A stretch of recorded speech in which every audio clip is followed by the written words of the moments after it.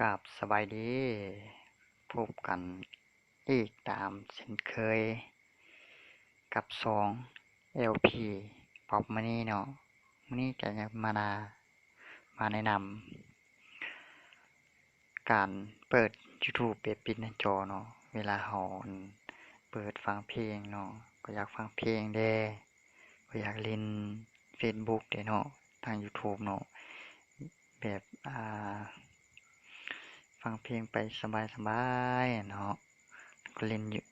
เฟซเล่นวอทแอปไปเนาะวันนี้อาจจะมาแนะนำเนาะเพียงใดเข้าไปชมนำกันเนาะไปที่โปรแกรม Chrome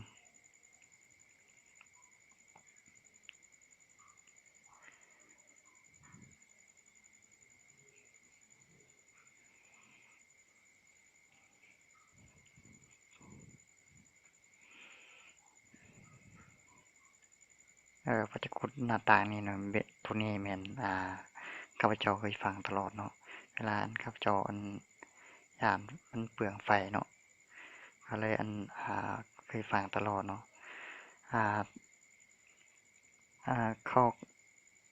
หน้าทำอิฐอาจจะบ่เป็นจั่งซี้เด้ตัวธรรมดาเวลาเราเข้าโปรแกรม Chrome เนาะหน้าต่างอันเด้เวลาเราเสิร์ชเพลงอาจจะเห็นตัวอย่างเนาะติ๊กทูกนี้ออกแล้วเบิ่งแหน่คันมันอาจจะเป็นจั่งซี้เนาะเวลาเราเปิดเพลงตัวอย่างเนาะเปิดฟังเพลงเนาะฟังเพลงแล้ว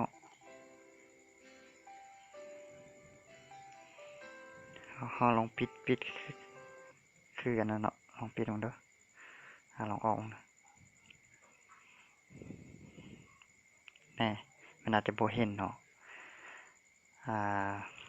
มันอาจจะบ่เห็นเด้ปกติเนี่ยมานี่ครับจะมาแนะนำเนาะมีการเปลี่ยนแปลงเล็กๆน้อยๆบางที3 จุดอยู่เทิงนี่เนาะเบื้องขวามือนี่3 จุด1 2 3นี่เนาะคลิกเข้าไปปึ้งเลื่อนขึ้นอาจจะเห็นบล็อกเนาะการเวฟใส่เวอร์ชันเดสก์ท็อปนี่เนาะเฮาติ๊กถูกตัวนี้เลยติ๊กถูกปึ้งแล้วอาจจะกดหน้าต่างนี้ขึ้นมาเนาะคือแบบเดสก์ท็อปคอมพิวเตอร์เนาะคือระบบของคอมพิวเตอร์เนาะถ้าเด้งหน้าต่างนี้ขึ้นมาเนาะเฮาคลิกเปิดลงดู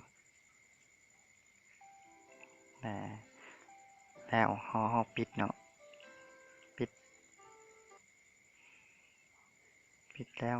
ออกจากโปรแกรม Chrome แล้วลากแน่ตัวเมื่อกี้เนาะตัวธรรมดาเนาะอาจจะเวลาเขาเปิดฟังเพลงแล้วเขาออกแล้วปิดมันก็ปิดเลยทีนี้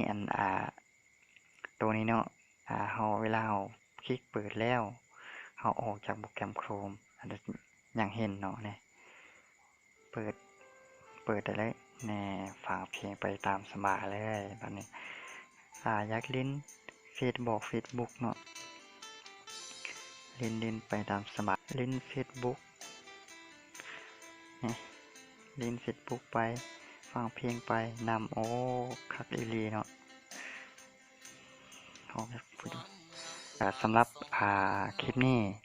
ถ้าผู้ใดมักการฟังเพลงเนาะมักคลิปนี้แล้วกดไลค์กดแชร์กดคอมเมนต์กด Subscribe ให้เด้อเพื่อให้เป็นกำลังใจเฮ็ดคลิปต่อไป